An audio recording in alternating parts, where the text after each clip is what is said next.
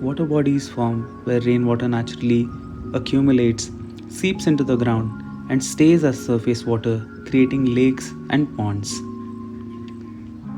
Factors like rainfall, depth of the water body, evaporation rate, and local geology affect how long these water bodies retain water.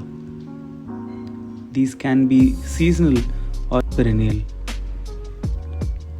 These quickly become thriving ecosystem attracting plants and wildlife. Migratory birds and local species often breed around them. Water bodies even act like buffers during floods. Do you know of any water body around you?